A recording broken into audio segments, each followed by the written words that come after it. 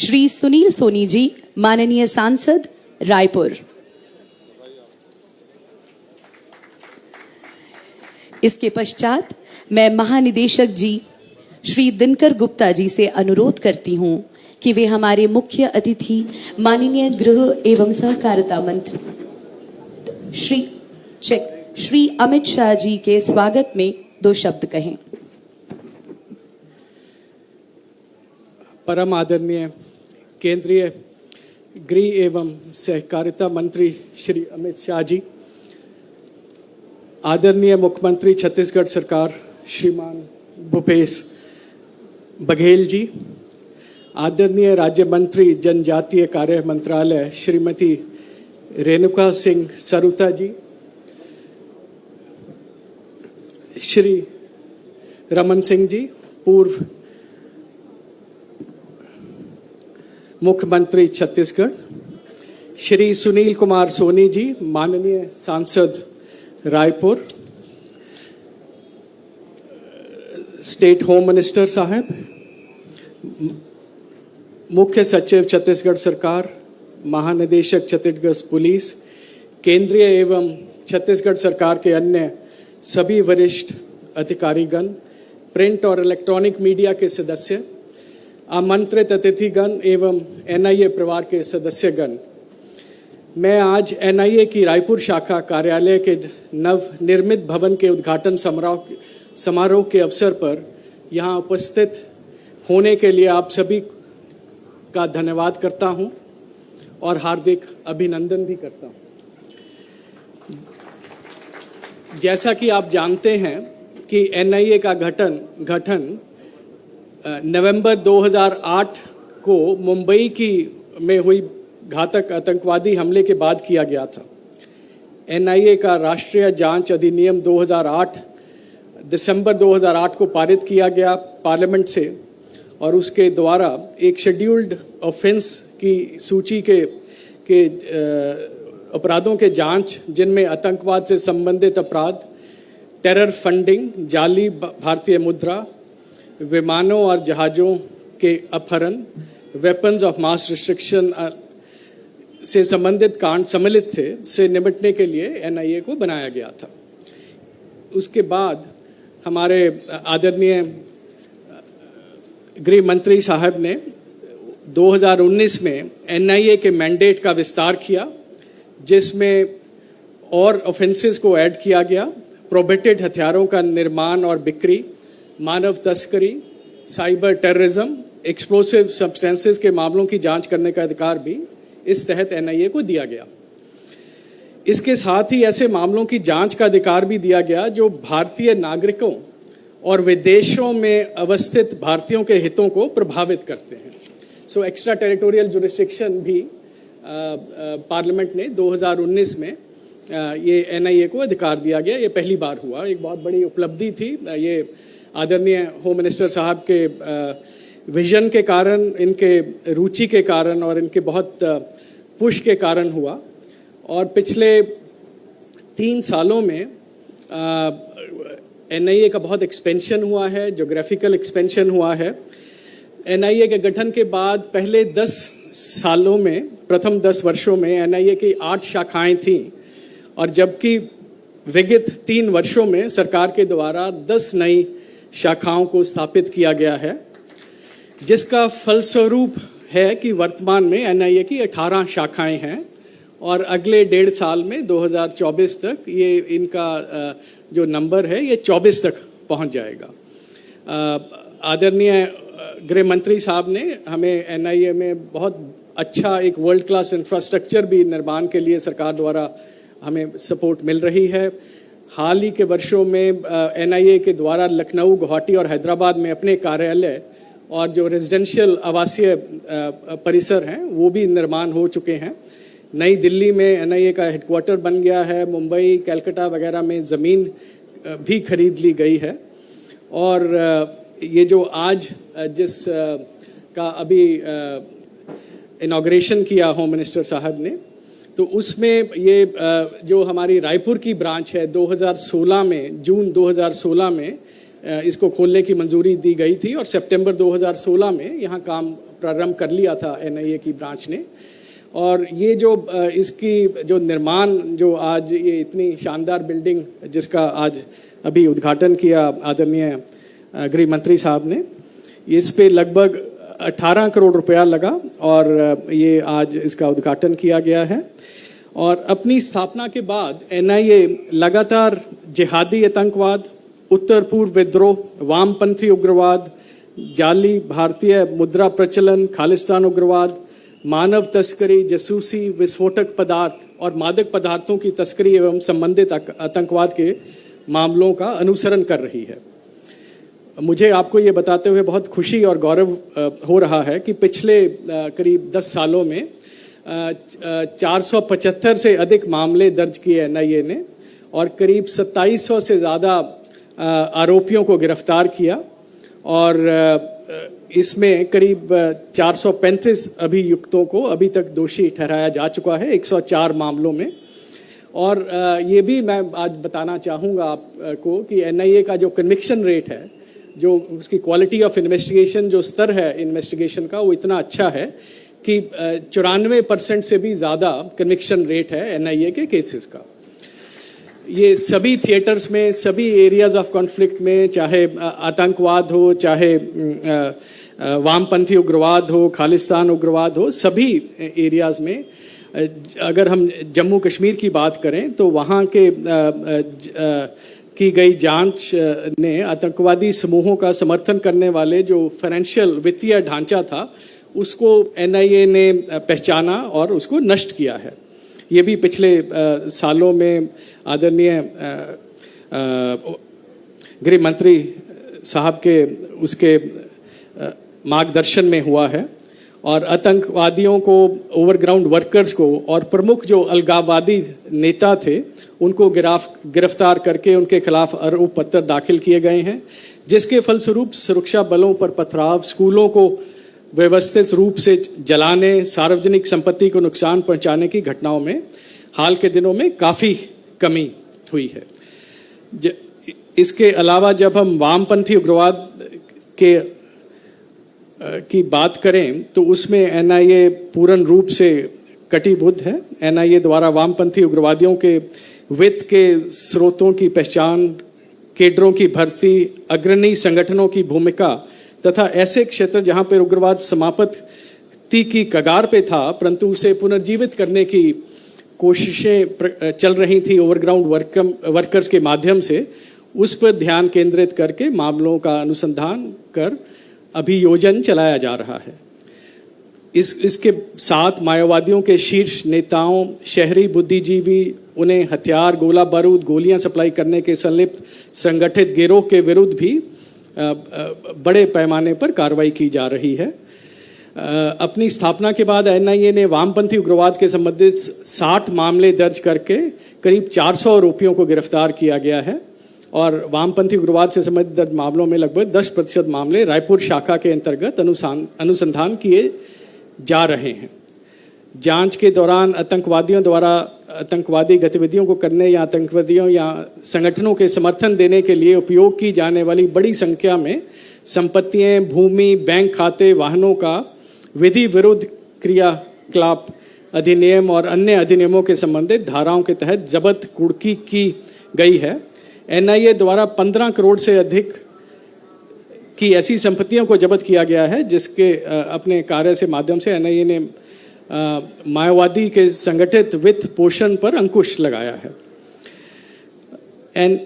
रायपुर शाखा द्वारा अनुसंधान किए गए जाली मुद्रा से संबंधित एक मामले में 7 अभियुक्तों को 7 साल सश्रम कारावास की सजा कुछ समय पहले जून 2022 में सुनाई गई है।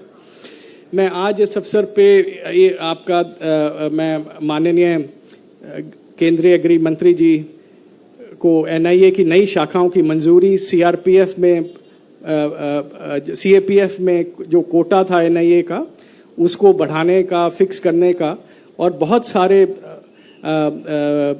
इसमें एक विजन डॉक्यूमेंट बनाया गया है जो आदरणीय गृह मंत्री साहब बहुत एक्सपेंशन कर रहे हैं, बहुत स्ट्रेंथनिंग कर रहे हैं और वो चाहते हैं कि FBI के तर्ज पे NIA एक प्रीमियर इन्वेस्टिगेशन एजेंसी बने और उसमें हमें पूरी सपोर्ट मिल रही है और मुझे पूरी उम्मीद है कि इन परिवर्तनों के साथ हम आपराधिक न्याय प्रणाली में जांच और अभियोजन में और अधिक गुणवत्ता लाने में सक्षम होंगे।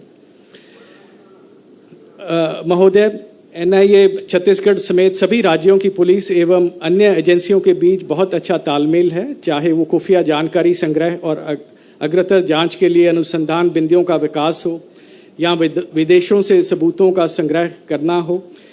मैंने अभी तक NIA की सफलता के बारे में जो वर्णन किया है वो आतंकवाद के खिलाफ सभी संगठनों की सामूहिक लड़ाई में शामिल प्रत्येक व्यक्ति के योगदान का नतीजा है, जिनमें फलस्वरूप से NIA के साथ साथ संबंधित केंद्रीय एजेंसी एवं राज्य पुलिस में तैनात अधिकारी भी शामिल हैं। मुझे पूर्ण विश्वास है कि आतंकवाद के विरुद्ध इस लड़ाई में सम्मिलित सभी एजेंसियों के साथ साथ छत्तीसगढ़ पुलिस का भी सहयोग हमें भविष्य में भी इसी प्रकार मिलता रहेगा। आज मैं रायपुर शाखा के नवनिर्मित भवन के उद्घाटन के अवसर पर पूर्ण आदरणीय मुख्य अतिथि आदरणीय गृह मंत्री तथा विशिष्ट अतिथियों समेत सभी अतिथियों का अभिनंदन करता हूं और आभार प्रकट करता हूं। धन्यवाद सर। जय हिंद। बहुत बहुत धन्यवाद महानिदेशक जी।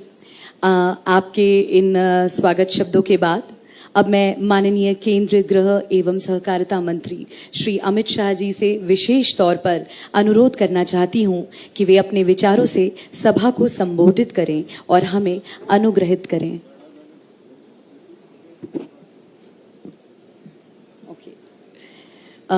माफ कीजिएगा। अब मैं आमंत्रित करना चाहूंगी मंच में श्री भूपेश बघेल जी को, मुख्यमंत्री छत्तीसगढ़ शासन। NIA कार्यालय के उद्घाटन के अवसर में केंद्रीय गृह एवं सहकारिता मंत्री आदरणीय अमित शाह जी, केंद्रीय राज्य मंत्री आदरणीय रेणुका सिंह जी, आदरणीय छत्तीसगढ़ के गृह मंत्री ताम्रध्वज साहू जी, पूर्व मुख्यमंत्री आदरणीय डॉक्टर साहब, आदरणीय सांसद सोनी जी, सांसद अरुण साहू जी, दो पूर्व विधानसभा अध्यक्ष धर्मलाल कौशिक जी, गौरी शंकर अग्रवाल जी, नेता प्रतिपक्ष भाई नारायण चंदेल जी, पूर्व मंत्री भाई ब्रिजमोहन जी, भसीन साहब, बांधी जी, पुन्नूलाल मोहले जी, रजनीश जी, सौरभ जी, रंजना दीपेन साहू जी, हमारे मुख्य सचिव अमिताभ जी, DG अशोक जुनेजा जी, सभी हमारे भारत सरकार के अधिकारीगण, हमारे छत्तीसगढ़ शासन के सभी अधिकारीगण, उपस्थित देवियों, सज्जनों, पत्रकार साथियों, आज पोला का त्यौहार है, छत्तीसगढ़ का लोक पर्व। सबको बहुत बहुत बधाई, सबको शुभकामनाएं।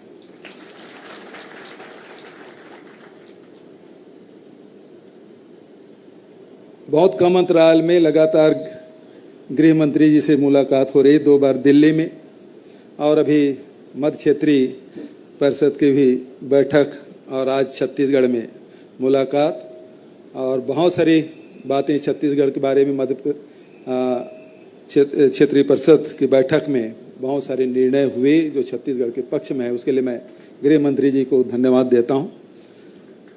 साथ ही NIA के कार्यालय शुरू होने से निश्चित रूप से बहुत सारे जो घटनाएं हैं जिसके बारे में दिनकर गुप्ता जी ने, महानिदेशक का नाम नहीं ले पाया, क्षमा चाहूँगा, बहुत विस्तार से जानकारी आपने दी। NIA के कार्य किस प्रकार से गठन हुआ और उसके बाद उसका विस्तार हुआ और उसके क्षेत्राधिकार बहुत बड़े, बहुत जिम्मेदारी और बहुत विश्वसनीय संगठन के रूप में NIA को हम जानते हैं और छत्तीसगढ़ के कार्य के बारे में भी विस्तार से जानकारी दी। अभी जो वामपंथी उग्रवाद की 2 घटनाएं घटी वो भी आपके अधीन जांच में है, जीरम घाटी के है और भीमा मंडावी जी पूर्व विधायक, उसके भी जो हत्या हुई वो भी जांच में पेंडिंग है। और लेकिन बहुत सारे और भी जो जानकारी आपने दी उसके लिए मैं आपको धन्यवाद देता हूं। आदरणीय साथियों,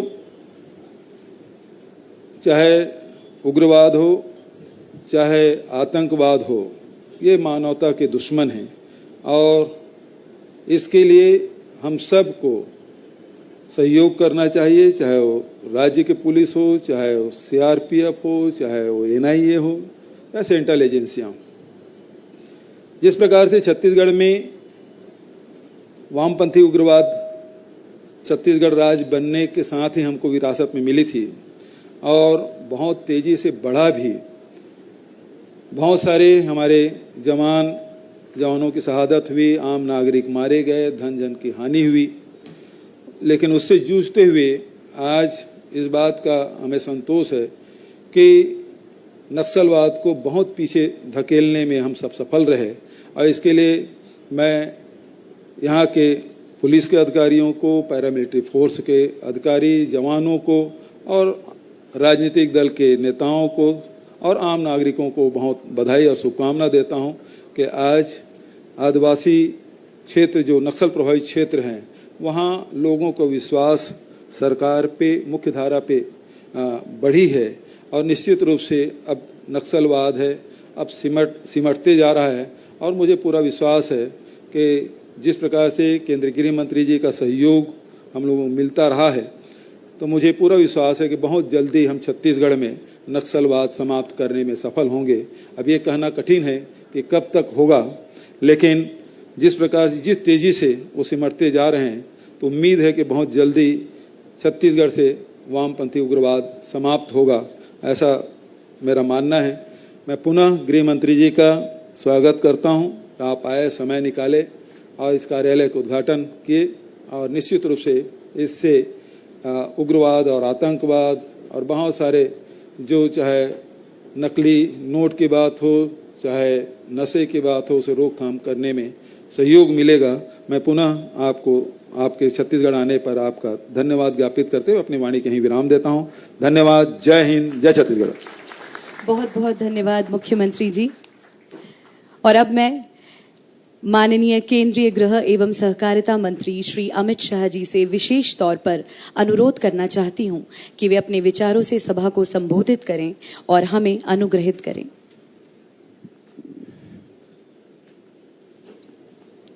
आज के इस छोटे मगर बहुत महत्वपूर्ण कार्यक्रम में उपस्थित छत्तीसगढ़ शासन के मुख्यमंत्री श्रीमान भूपेश बघेल जी, छत्तीसगढ़ के पूर्व मुख्यमंत्री डॉक्टर रमन सिंह जी, छत्तीसगढ़ के गृह मंत्री श्री ताम्रध्वज साहू जी, मोदी जी की मंत्रिपरिषद में मेरी साथी छत्तीसगढ़ की ही नेत्री बहन रेणुका सिंह जी, रायपुर के सांसद श्री सुनील कुमार जी, श्री दिनकर गुप्ता जी और आज के कार्यक्रम में आए हुए सभी गणमान्य अतिथिगण, भाइयों एवं बहनों, सबसे पहले तो मैं तीजा पोला के शुभ अवसर पर समग्र छत्तीसगढ़ वासियों को बहुत मन से बहुत बहुत शुभकामनाएं और बधाई देना चाहता हूं। हमारे यहाँ परंपरागत जो त्योहार बने हैं वो बहुत सोच समझकर हमारे पूर्वजों ने बनाए हैं। अनेक विविध चीजों को त्योहारों के साथ जोड़कर जनमानस का और जनता का व्यापक प्रशिक्षण करने की इसमें संदेश रखा है। आप पोला के त्योहार को ही ले लीजिए, ये अन्न के उत्पादन से जुड़ा हुआ है। अन्न माता जब गर्भ धारण करने की अनुकूल वातावरण होता है तब ये मनाया जाता है। बैल का भी पूजन कर कर कृषि प्रधान देश के अंदर न केवल गाय का महत्व लोगों के सामने रखना, कृषि से लिए जितने उपयोगी चीजें हैं वो सभी का हम पूजन करते हैं और भाई बहन के बीच में स्नेह के रूप में भी इस त्योहार को मनाते हैं। मैं फिर से एक बार पोला के त्योहार की बहुत बहुत शुभकामनाएं देना चाहता हूं। मित्रों, आज ये भव्य भवन जो दिखाई पड़ता है वो एनआईए की बढ़ती हुई शाख और बढ़ते हुए दबदबे का प्रतीक है। एजेंसियों के लिए जो समय एनआईए की स्थापना को हुआ है वो समय बहुत लंबा नहीं है। किसी भी एजेंसी को स्थापना के बाद बनने में, उभरने में, अपनी शाख बनाने में, अपनी व्यवस्थाओं को प्रस्थापित करने में और परिणाम लाने में एक लंबा समय जाता है, मगर एनआईए ने अल्पकाल के अंदर ही अपने कार्यक्षेत्र के हर पहलू में बेंचमार्क स्थापित कर कर पूरे विश्व में एक prime anti terror investigation agency का एक प्रकार से मान्यता प्राप्त किया है। पूरे देश के लिए गौरव की बात है। और जहां तक दो सिद्धि का प्रमाण है, जहां तक कन्विक्शन का सवाल है, इसमें गोल्ड स्टैंडर्ड प्रस्तावित किए हैं। लगभग बीच में थोड़ा लुढ़क गया था, परंतु 94% का दोष सिद्धि का प्रमाण है, और वो भी ऐसे केसों के अंदर जहां साक्ष्य मिलना ही मुश्किल है, जहां षड्यंत्र शायद देश की सीमाओं के बाहर से होते हैं, घटना यहां होती है और उस वक्त ज्यादातर घटना में लिप्त लोग उसी स्थान पर मरने की भी संभावना होती है। फिर भी इसकी तह तक जाना, इसके सपोर्ट में कौन कौन लोग थे उनको ढूंढना, सीमाओं के अंदर और सीमाओं के बाहर पूरा सहयोग करने वालों का जाला ढूंढ कर निकालना और उसको खत्म करना। मैं मानता हूं कि एनआईए ने अपनी स्थापना के सभी उद्देश्यों को गरिमापूर्ण तरीके से पूर्ण करने में सफलता दी है। श्री दिनकर गुप्ता और उनके नेतृत्व में पूरी एनआईए की टीम को मैं बहुत बहुत साधुवाद देना चाहता हूं। मित्रों, एनआईए को हमने लगभग एक फेडरल क्राइम इन्वेस्टिगेशन एजेंसी बनाने के लिए विगत 3 साल के अंदर ढेर सारे प्रयास करे हैं। मैं इस पर बाद में आऊंगा, परंतु आज रायपुर ब्रांच का अपना खुद का 1.25 एकड़ का ये मकान बनकर खड़ा हो गया है। इसका मुझे बहुत आनंद है। दोनों पूर्व मुख्यमंत्री और अभी के मुख्यमंत्री दोनों यहां बैठे हैं। मैं दोनों को हृदय से भूमि देने के लिए और सहयोग देने के लिए बहुत बहुत धन्यवाद करना चाहता हूं। विगत वर्षों में 10 जगह पर 10 राज्यों में एनआईए ने अपने काम का विस्तार किया है। 19 में चंडीगढ़, 20 में रांची, इंफाल और चेन्नई, 22 में जयपुर, अहमदाबाद, बेंगलुरु, पटना, भोपाल, भुवनेश्वर, कुल मिलाकर 3 साल में 18 राज्यों में अपनी पहुंच को मजबूत कर वहां पर अपने अस्तित्व को एनआईए को ने बनाया है। वहां ब्रांचेस खोले गए हैं और मुझे पूरा भरोसा है कि कार्यक्रम हमने बनाया है 2024 की मई के पहले, देश में नए चुनाव आने के पहले देश के सभी राज्यों में एनआईए अपनी उपस्थिति दर्ज करा लेगी। हर जगह पे एनआईए की ब्रांच होगी, इसका मुझे विश्वास है। मित्रों, मोदी सरकार ने वामपंथी उग्रवाद, टेररिज्म और टेररिज्म से रिलेटेड कई सारे गुना, जैसे फेक करेंसी हो, जैसे नारकोटिक्स हो, इस सब के खिलाफ एक जीरो टॉलरेंस की नीति को अख्तियार किया है और इसीलिए हमने एनआईए को मजबूत करने में कोई कसर नहीं छोड़ी। नरेंद्र मोदी सरकार का जीरो टॉलरेंस की नीति को अख्तियार करने के लिए हर संभव ये प्रयास रहा कि आतंकवाद संबंधी सारी सूचनाओं को इरिस्पेक्टिव ऑफ पॉलिटिकल पार्टी राज्यों के साथ साझा किया जाए। आतंकवाद विरोधी जितने भी कानून हैं, आतंकवाद को सपोर्टिव जितनी भी एक्टिविटी है, इसके खिलाफ जितने कानून हैं, वो सभी कानूनों को पुख्ता और सख्त बनाया जाए। आतंकवाद विरोधी इन्वेस्टिगेशन करने वाली सभी संस्थाओं को मजबूत किया जाए और इसमें दोष सिद्धि के प्रमाण को 100% करने का लक्ष्य रखा जाए। और उसी उपक्रम में एनआईए को मजबूत करने का काम हमने किया है और मुझे आनंद है कि 94.23% दोष सिद्धि जो 75% तक चली गई थी 2014 में, उसको बढ़ाकर 94% लाने में एनआईए ने सफलता प्राप्त की है। वो बहुत आनंद का विषय है। मित्रों, एनआईए को मजबूत करने के लिए भी क्वालिटी ऑफ इन्वेस्टिगेशन, तकनीकी श्रेष्ठता, साइबर और फॉरेंसिक सहायता, बेस्ड मैन पावर, उनका प्रशिक्षण और कंटिन्यूअसली लर्निंग प्रोसेस, ये सारी चीजों को एनआईए की कार्य पद्धति में इनबिल्ट कर लिया गया है।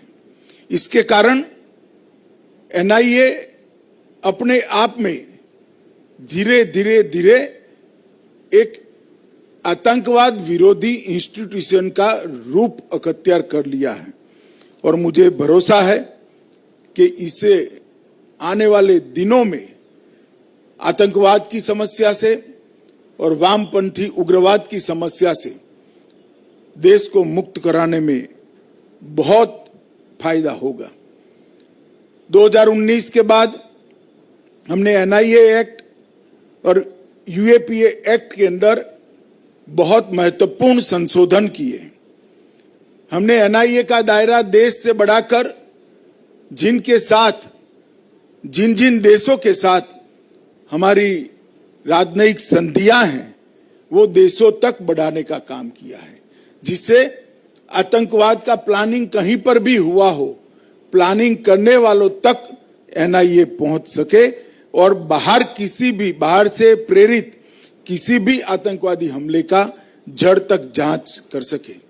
इसके अलावा मानव तस्करी, प्रतिबंधक विस्फोटक और साइबर अपराध जैसे मुकदमों की भी जांच का अधिकार एनआईए को हमने दिया है और आतंकवादी संगठनों को प्रतिबंधित करना और प्रतिबंधित कर आतंकवादी संगठन घोषित करना और संगठनों के साथ साथ व्यक्तियों को भी, आतंकवादियों को भी आतंकवादी घोषित करने का अधिकार हमने एनआईए को दिया है। क्योंकि आम तौर पर दिखाई पड़ता था प्रतिबंध किसी भी संगठन पर लगाते थे, आतंक का काम करने वाले लोग दूसरे नाम से नया संगठन बनाते थे, मगर जब व्यक्ति को ही आतंकवादी घोषित कर प्रतिबंधित करते हैं तब तकलीफ उनकी बढ़ती है। और अब तक 36 व्यक्तियों को एनआईए ने आतंकवादी घोषित करने का काम किया है और अंतर्राष्ट्रीय स्तर पर भी इसकी मान्यता प्राप्त हुई है। एनआईए को न केवल सिर्फ एक इन्वेस्टिगेशन एजेंसी, एक क्षेत्र का पूरा डेटाबेस एनआईए के अंदर बने, चाहे कोई भी देश के अंदर विगत 50 साल के अंदर आतंकवादी घटना हुई हो, उसकी एफआईआर, उसका इन्वेस्टिगेशन और उसके जजमेंट्स और सर्वोच्च अदालत तक के उसके फैसले, ये सारों का एक डेटाबेस एनआईए में बनाने की हमने शुरुआत की है। इसी तरह विस्फोटक सामग्री का भी डेटाबेस हमने बनाने का प्रयास किया है और आर्टिफिशियल इंटेलिजेंस के द्वारा ये डेटाबेस को एनालिसिस कर उनके काम की पद्धति भी एनआईए ढूंढने में प्रयासरत है, जिससे इसकी रोकथाम के लिए और एनालिसिस से एक ट्रेंड लेकर एनआईए के ऑफिसर और राज्यों के जो एटीएस और क्राइम ब्रांच है, इनके अफसर की ट्रेनिंग के अंदर बहुत काम में आएगा। टेरर फाइनेंस का केस का मैं जरूर जिक्र करना चाहूंगा। मोदी सरकार बनने के बाद कश्मीर को संपूर्णतया हमने आतंकवाद से मुक्त करने का प्रयास किया है। धारा 370 हटने के बाद स्वाभाविक रूप से वहां पर शांति भी दिखाई पड़ती है और आज वहां पर आतंकवादी गतिविधियों पर हमारी एजेंसियों का संपूर्ण वर्चस्व प्रस्थापित किया हुआ हम देख सकते हैं। और ये होने का एक महत्वपूर्ण कारण है कि टेरर फंडिंग, टेरर को फंड करने वाले सारे भी जो लोग थे, इस पर एनआईए ने 19 और 20 में कठोर कार्यवाही की और 18 में भी की। 18, 19, 20 में 105 मामले दर्ज किए और 876 आरोपियों को पकड़ लिया गया है और 105 में से 94 मामलों में चार्जशीट भी दायर कर दी गई। मित्रों, नरेंद्र मोदी सरकार ने वामपंथी उग्रवाद को भी मूल समेत उखाड़ने का संकल्प किया है। वामपंथी उग्रवाद का परिदृश्य अगर देखें तो बहुत कम जिलों में अब वामपंथी उग्रवाद सिमट कर रह गया है। 2009 में सर्वाधिक घटनाएं 2258 हुई थी। इसमें 77% कटौती के साथ 2021 में वो सिर्फ 509 तक बच गई है। जान गंवाने वाले नागरिक और सुरक्षा कर्मी जो 2009 में सर्वाधिक 1005 थे, उसमें 85% की कटौती हुई है और 2021 में वो सिर्फ 147 तक रह गई है। और सिर्फ 86 जिले अब घटनाओं को रिपोर्ट करते हैं। पहले 120 जिलों तक फैला हुआ था, 120 से घटकर 46 जिलों तक आए हैं। बहुत बड़ी उपलब्धि है। छत्तीसगढ़ के अंदर कुछ क्षेत्र अभी भी वामपंथी उग्रवाद से ग्रसित है, मगर मुझे पूरा विश्वास है भारत सरकार और छत्तीसगढ़ सरकार दोनों मिलकर यहां से भी वामपंथी उग्रवाद को खत्म करने में हमें पूरी सफलता मिलेगी, इसका मुझे विश्वास है। हिंसक घटनाओं में 50% की कमी आई है, मौतों में 66% की, सुरक्षा बलों के मृत्यु में 71% की और आत्मसमर्पण में 140% की वृद्धि हुई। यही बताता है कि चारों मानकों में हमने बहुत अच्छा सफलता प्राप्त किया है। भारत सरकार, जहां तक वामपंथी उग्रवाद और टेररिज्म का सवाल है, राज्य सरकारों का सहयोग लेती भी है, राज्य सरकारों को सहयोग देती भी है, क्योंकि ये लड़ाई कोई राज्य सरकार या केंद्र सरकार विशेष के सामने नहीं है। ये लड़ाई मानवता के खिलाफ है, देश के खिलाफ है, देश का अर्थतंत्र के खिलाफ है। जब तक वामपंथी उग्रवाद समाप्त नहीं होता, वहां पर विकास नहीं पहुंच सकता। जब तक वहां विकास नहीं होता, वहां के लोगों का भला नहीं हो सकता। विकास के बारे में भी ढेर सारे कदम हमने उठाए हैं और बहुत लंबा सूची है, मैं इस पर बहुत ज्यादा बोलना नहीं चाहता, परंतु वामपंथी उग्रवादों की विस्तारों का कनेक्टिविटी, वहां पर शिक्षा का स्तर ऊपर लाना, वहां रोजगारी को बढ़ावा देना, वहां पर रोड गांव तक इसकी रीच बढ़ाना और वहां पर सुरक्षा बलों की प्रेजेंस को, उनकी उपस्थिति को जहां तक लॉजिकल एंड तक ले जाए लड़ाई को, वहां तक पहुंचाने में हमें ये 8 सालों में बहुत सफलता मिली है। आज एनआईए ने रायपुर के अंदर अपने नए भवन का उद्घाटन किया है। डीजीपी यहाँ पर बैठे हुए हैं, एनआईए के सारे वरिष्ठ अफसर भी दिखाई पड़ते हैं। मैं डीजीपी को एक ही बात कहना चाहता हूँ, भवन से कभी परिणाम नहीं आते हैं, भवन के अंदर भावना आरोपित करने का काम आपका है। जब तक भावना, कर्तव्यनिष्ठा और अच्छा इन्वेस्टिगेशन नहीं होगा, सफलता नहीं मिलेगी। मुझे विश्वास है एनआईए अपने उज्जवल भूतकाल के अनुरूप भविष्य में अपने रिकॉर्ड को और अच्छा करेगा, इसका मुझे विश्वास है। बहुत बहुत शुभकामनाएं और छत्तीसगढ़ शासन का धन्यवाद कर मेरी बात को मैं समाप्त करता हूं। वंदे मातरम। धन्यवाद सर, आपकी उपस्थिति और आपके संबोधन से हमें प्रेरित करने के लिए बहुत बहुत धन्यवाद माननीय मुख्य अतिथि श्री अमित शाह जी। और अब मैं अनुरोध करना चाहूंगी श्री भूपेश बघेल जी से, माननीय मुख्यमंत्री छत्तीसगढ़ शासन, कि वह मुख्य अतिथि माननीय केंद्रीय गृह एवं सहकारिता मंत्री श्री अमित शाह जी को विशेष भेंट प्रदान करें।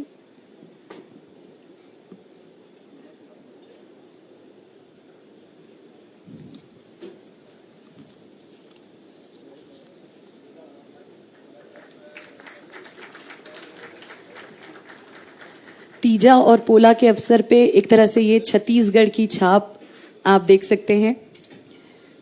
और अब मैं महानिदेशक श्री दिनकर गुप्ता जी से अनुरोध करती हूं कि वह माननीय केंद्रीय गृह एवं सहकारिता मंत्री श्री अमित शाह जी एवं मंच पर आसीन सभी गणमान्य अतिथियों को स्मृति चिन्ह प्रदान करें।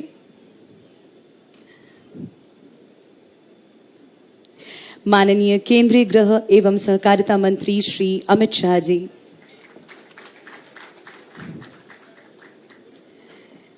श्री भूपेश बघेल जी, माननीय मुख्यमंत्री छत्तीसगढ़ शासन। श्रीमती रेणुका सिंह सरूता जी, माननीय केंद्रीय जनजाति विकास राज्य मंत्री। श्री ताम्रध्वज साहू, माननीय गृह मंत्री छत्तीसगढ़।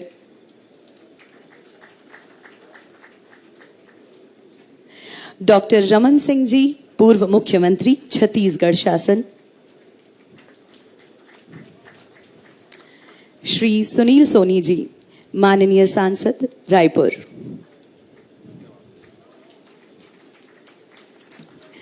धन्यवाद महानिदेशक जी। और अब मैं अतिरिक्त महानिदेशक श्री A.M. कुलकर्णी को धन्यवाद प्रस्ताव देने के लिए मंच पर आमंत्रित करना चाहूंगी। एनआईए के रायपुर शाखा के नवनिर्मित भवन के उद्घाटन के शुभ अवसर पर उपस्थित आदरणीय गृह एवं सहकारिता मंत्री भारत सरकार श्री अमित शाह सर, मैं एनआईए परिवार की ओर से आपका हार्दिक धन्यवाद व्यक्त करता हूं कि अपनी व्यस्ततम दिनचर्या में से समय निकालकर आप आज हमारे बीच उपस्थित हुए और इस समारोह को एक अलग ऊंचाई प्रदान की। महोदय, आपके विस्तृत मार्गदर्शन और आशीर्वचनों से पूरे एनआईए परिवार का मनोबल बढ़ा है एवं उनका उत्साहवर्धन हुआ है।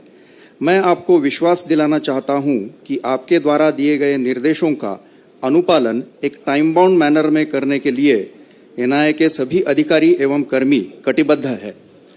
मैं धन्यवाद ज्ञापन करना चाहता हूं आदरणीय मुख्यमंत्री छत्तीसगढ़ सरकार श्रीमान भूपेश बघेल जी, आदरणीय राज्य मंत्री जनजातीय कार्य मंत्रालय भारत सरकार श्रीमती रेणुका सिंह जी, आदरणीय गृह मंत्री छत्तीसगढ़ सरकार श्रीमान साहू जी, पूर्व मुख्यमंत्री आदरणीय डॉक्टर रमन सिंह जी तथा माननीय सांसद रायपुर श्री सुनील कुमार सोनी जी का, जिन्होंने आज यहाँ उपस्थित होकर इस समारोह की भव्यता को बढ़ाया है। मुख्य सचिव छत्तीसगढ़ सरकार श्री अमिताभ जैन जी, पुलिस महानिदेशक छत्तीसगढ़ श्री अशोक जुनेजा जी, केंद्रीय तथा छत्तीसगढ़ सरकार के अन्य सभी वरिष्ठ अधिकारीगण, विविध केंद्रीय पुलिस संगठनों के वरिष्ठ अधिकारी एवं कर्मीगण का भी हार्दिक धन्यवाद करता हूं, जिनकी गरिमामय उपस्थिति से इस समारोह की शोभा बढ़ी है। एनआईए के महानिदेशक श्री दिनकर गुप्ता जी का आभार व्यक्त करता हूं, जिनके निर्देश में इस समारोह का सफल आयोजन अत्यंत कम समय में हो पाया है। साथ ही साथ सभी माध्यम प्रतिनिधि, एनआईए परिवार के सभी सदस्य, छत्तीसगढ़ पुलिस एवं प्रशासन के प्रतिनिधि एवं अन्य सभी व्यक्ति जिन्होंने इस समारोह को सफल बनाने में दिन रात कड़ी मेहनत की है, उन सभी का आभार व्यक्त करता हूं। धन्यवाद। जय हिंद।